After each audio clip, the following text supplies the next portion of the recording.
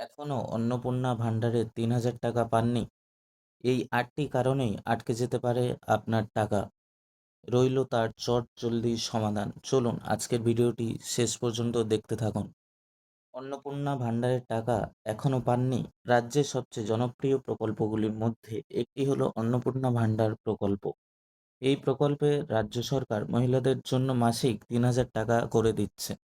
কিন্তু এই প্রকল্পের টাকা এখনও অনেক মহিলাই পাননি। টাকা আটকে যাওয়ার মূলে রয়েছে এই ৮টি কারণ। চলুন এক নজরে দেখে নিই সেগুলি। আধার লিঙ্কের সমস্যা। ব্যাংক অ্যাকাউন্টের সঙ্গে আধার নম্বর যুক্ত বা ডিবিটি অ্যাক্টিভেট না থাকায় তাই এই তথ্য যাচাই করে দ্রুত ব্যাংকে গিয়ে অ্যাকাউন্টের সঙ্গে আধার লিঙ্ক করে দিন। ফর্মে তথ্যের অমিল। আবেদনপত্রের নামের বানানের সঙ্গে আধার কার্ড বা ব্যাংক পাসবুকের নামের তালিকা যদি অমিল তেমন হয় দ্রুত ভুল সংশোধন করুন। মোবাইল নম্বর শেয়ারিং। একই মোবাইল নম্বর পরিবারের একাধিক আবেদনকারীর ফর্মে ব্যবহার করা। প্রত্যেক আবেদনকারীর আলাদা আলাদা ব্যাংক অ্যাকাউন্ট নম্বর তার মোবাইল নম্বর উল্লেখ করতে হবে ফর্মে। একাধিক ব্যাংক অ্যাকাউন্ট। একই ব্যক্তি একাধিক ব্যাংক অ্যাকাউন্ট থাকা এবং কোনোটিতে ডিবিটি সচল তা স্পষ্ট না হওয়া। যে অ্যাকাউন্টের উল্লেখ ফর্মে রয়েছে সেই অ্যাকাউন্টে সচল রাখতে হবে। চাকরি ও পেনশন। আবেদনকারী বা পরিবারের সদস্য স্থায়ী সরকারি চাকরিজীবী বা সরকারি পেনশনভোগী হওয়া চলবে না। সরকারি চাকরিজীবীর স্বামী স্ত্রী কখনোই এই প্রকল্পের জন্য যোগ্য নন।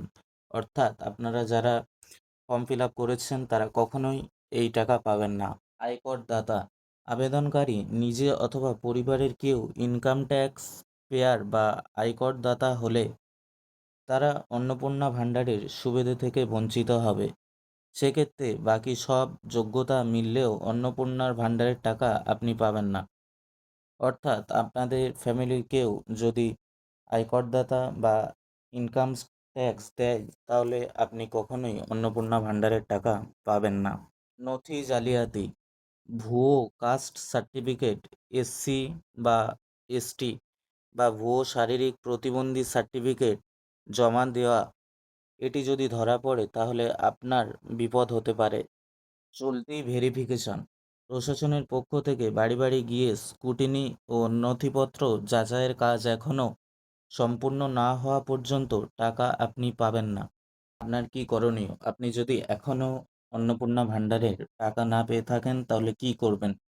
আপনার যদি ফর্মে সমস্যা থাকে তাহলে অনলাইনে আপনি তা ঠিক করতে পারেন। প্রয়োজনে বিডিওর কাছে যেতে পারেন। তারাই আপনাকে এই সমস্যার সমাধানের পথ দেখাবেন।